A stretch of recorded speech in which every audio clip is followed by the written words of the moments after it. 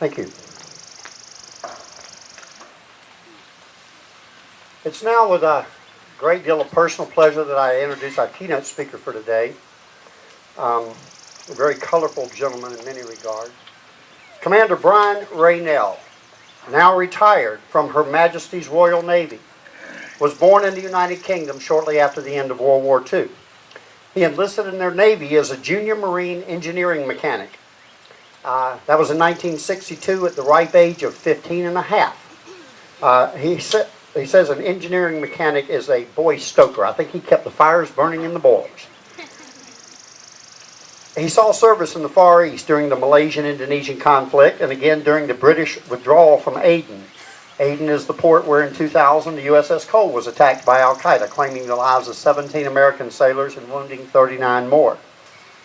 In 1970, he was specially selected for entry into the Britannia Royal Naval College at Dartmouth, which is the equivalent of our U.S. Naval Academy. After graduation and the granting of his commission, he specialized in air direction and control and holds both Master Mariner and Worldwide Ocean Navigation certifications. After serving in aircraft carriers as an officer and many times operating jointly with the U.S. and other allied naval forces, he was further appointed as a principal warfare officer, as an above-water warfare specialist, subsequently serving in both destroyers and frigates. During the Falklands War of 1982, he was deployed to the South Atlantic in command of an armed merchant ship converted for special operations. And for this, he was highly decorated.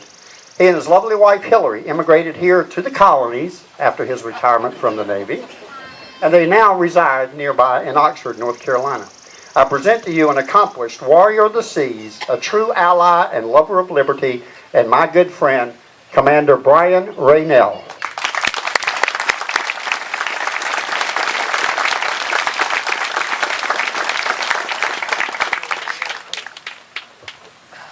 Thank you, Major Dave.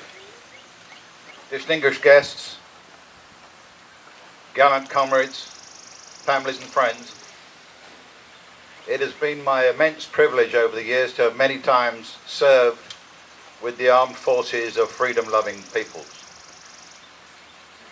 Joined in a common endeavour, the common bond that exists between us and has existed down the centuries is founded on a profound and deeply embedded, sometimes unconscious conviction that transcends all others. Things like patriotism, honour, integrity, and duty. In peacetime, perhaps the conscious motivations for joining the military rise above the subconscious. Desires to travel, learn a skill or a trade, to engage in adventure, or simply secure employment. They're all sound reasons for joining. But never is there present a conscious desire to die on some foreign field. And yet, when the call to arms is made and when the shooting starts, do young men and women fold their tents and go home? No. They stand up and march forward, certain in their mission and confident in their cause. And they keep marching forward, day after day, year after year, century upon century. And as they do so, they hear their politicians maneuver, waver, and procrastinate. And they see their friends and comrades fall. Their selfless courage and devotion to duty that at the same time allows both the protesters of the Occupy movement to exist and by the same token enables us to gather here today is at the very bedrock of our freedoms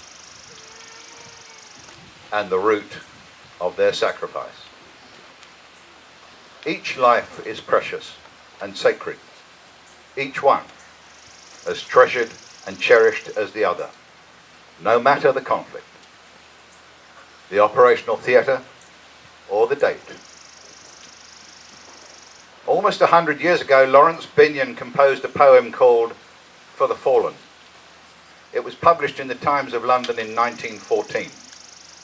Though originally penned in honour of those who fell in the trenches on the Western Front, over time the third and fourth stanzas have become known as the Ode of Remembrance, and a tribute to all those who made the ultimate sacrifice in defence of freedom, regardless of state. At Remembrance and Memorial Day ceremonies in Australia, it is read at 6 p.m. In New Zealand at 6 a.m.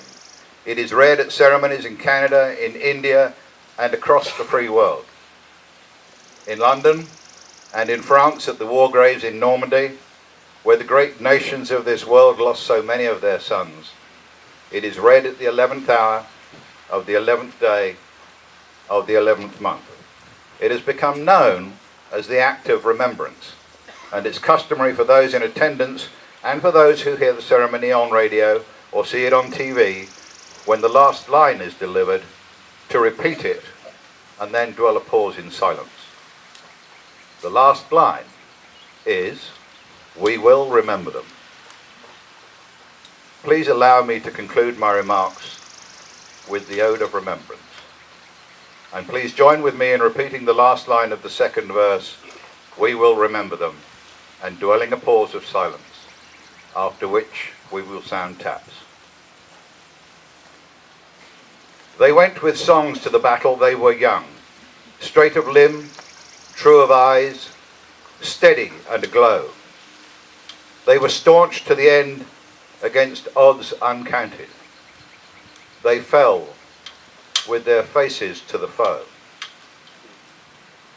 They shall not grow old, as we that are left grow old. Age shall not weary them, nor the years condemn.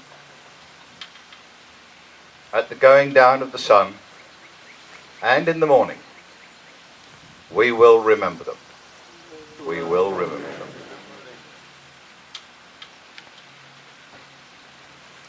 At my command, the parade will come to attention. In hut!